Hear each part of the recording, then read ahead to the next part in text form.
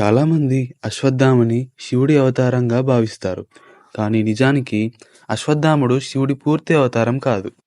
మహాభారతంలో ద్రోణాచార్యుడు చాలా శక్తివంతుడు. ఆయుధ విద్యలో ఆరితేరినవాడు. కానీ అతనికి సంతానం లేకపోవడం వల్ల ద్రోణుడు ఆ పరమశివుణ్ణి ఆరాధించి గాఢ తపస్సు చేశాడు. శివుడు ప్రసన్నమై తన తేజస్సులో కొంత భాగాన్ని ద్రోణునికి వరంగా ఇచ్చాడు. ఈ విధంగా అశ్వత్థాముడు శివుడి అంశావతారంగా జన్మించాడు.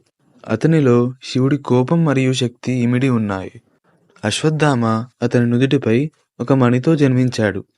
ఆ మణి కారణంగా అతను ఎక్కడ ఉన్నా ఆ ప్రాంతంలో రోగాలు రావు. యుద్ధంలో అతన్ని ఎవరూ సమీపించలేరు. కానీ నేను శాశ్వతంగా శక్తివంతుణ్ణని భావించిన అశ్వత్థామ శివతత్వాన్ని మర్చిపోయాడు. తండ్రి మరణం తరువాత పాండవుల పిల్లలను నిద్రలోనే హత్య చేసి అధర్మమైన యుద్ధం చేశాడు. ఇది చూసిన శ్రీకృష్ణుడు కోపంతో అతని నుదుటిపై ఉన్న మణిని తీసేశాడు. అలాగే భూమి అంతమయ్యే వరకు మరణించిన వాడికి సమానంగా తిరుగుతావని శపిస్తాడు. అశ్వత్థాముడు శివుడి అంశగా పుట్టాడు. కానీ శక్తి వల్ల ధర్మాన్ని మర్చిపోయాడు. శివతత్వం బలంగా ఉండటమే కాదు, ధర్మబద్ధంగా ఉండడం కూడా అవసరం.